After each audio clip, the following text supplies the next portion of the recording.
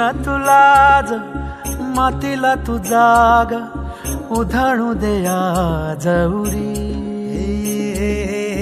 उजाडू दे आज साकड हे माग होऊ दे पहाट नवी आता होऊन जाऊ दे साऱ्या जगाला पाहू दे पडू दे पाऊल पुढं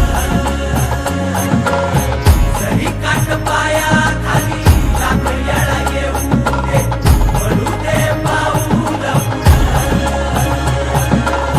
मोठी लढाई र लढू मातीसाठी र गड्या मनगटाचं जोर लावून दाटला जरी अंधार एकजूट होऊ आज दिवा देऊ तेज दावर तू आभाळ आभाळ वादळ तुझं तू राजा आसमानीचं बळ दावली तू आभाळ आभाळ वादळ तुझं तू राजा आसमानीचं बळ दावली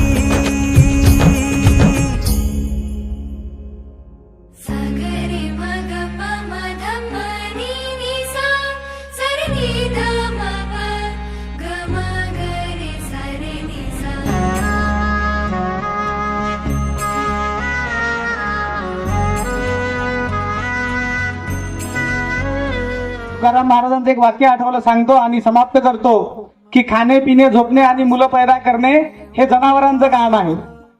खाणे पिणे झोपणे आणि मुलं पैदा करणे हे जनावरांचं काम आहे. तर माणसाच्या जातीमध्ये जन्म भेटला तर माणसाच्या काम येणं हे आपलं काम आहे. तुझा तू सार थोडा वाट तू धगधगता श्वास आता बेभान पेटू दे पडू दे पाऊल पुढं सधी काट पाया खाली लाख येळा येऊ दे पडू दे पाऊल पुढं मोठी लढाई र लढू मातीसाठी र गड्या मनगटाचं जोर लावून आकाशजीने हा चांगला उपक्रम घेतला. आकाशजी, तुमच्या गावामध्ये तुम्ही समाजासाठी खरंच सेवा करा, गरिबाची सेवा करा. निश्चितच या कामाचं फळ तुम्हाला भेटणार आहे. कोण तुमच्या विरोधात जाते कोण नाही जात याची कुठली पर्वा न करता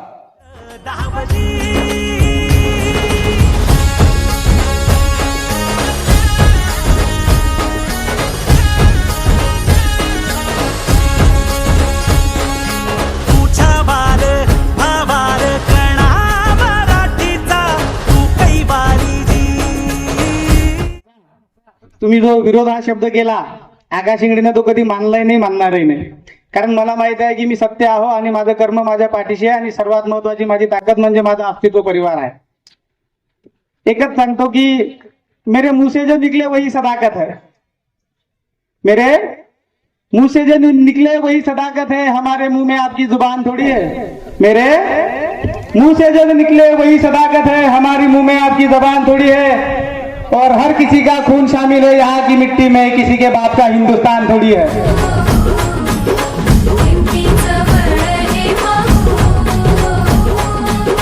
माणसाला माणूस की दे रे देवा माझ्या जात पात फिरकावून दे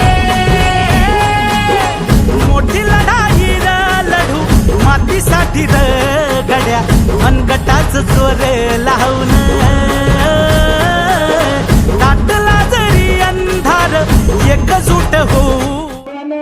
जे आकाशदादाची जे तळमळ आहे की या गावातले जे गोरगरीब लोक आहेत ज्यांच्याकडे पैशाची व्यवस्था नाही, ती दवाखाना करू शकत नाही, ते त्यांच्या आरोग्याची काळजी घेऊ शकत नाही, म्हणून या गावामध्ये अस्तित्व चॅरिटेबल ट्रस्टच्या माध्यमातून हा मेळावा घ्यावा आणि त्या मेळाव्यातून रुग्णांना त्या ठिकाणी अनेक चाचण्या करून घ्यावा हा त्यांचा उपक्रम आहे. बांधवांनो, आकाशदादाचं काम पाहत असताना आकाशदादांनी गावातच नाही आरोग्य शिबिर घेतलं तर या गावातला कोणी या पंचकोशीतला कोणी रुग्ण असेल त्या रुग्णाला मुंबईपर्यंत नेण्याचं काम आकाशदादा तुम्ही करत आहात. तुमचं काम हे विधायक आहे, खूप चांगलं आहे. म्हणून आम्ही चांगल्या माणसाच्या पाठीशी नेहमी या ठिकाणी असतो. म्हणून आकाशदादा तुम्ही काळजी करण्याची गरज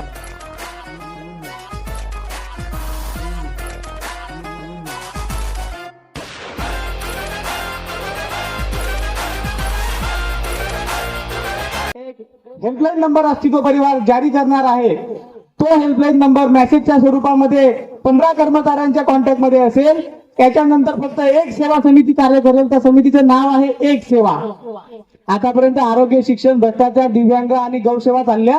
आता इथून एक नवीन समिती उदयाला येईल, ती म्हणजे एक सेवा. त्याचं तात्पर्य असे असेल, महाराष्ट्रातल्या 36 पैकी 29 जिल्ह्यामध्ये कुठल्याही हॉस्पिटलमध्ये विदिन 1 तासाच्या आतमध्ये तुम्हाला अस्तित्व परिवार सेवा देईल. 1 तास. त्याच्यानंतर महाराष्ट्रातल्या कुठल्याही जिल्ह्यामध्ये शिक्षणाचं काम असेल फक्त 1 दिवस.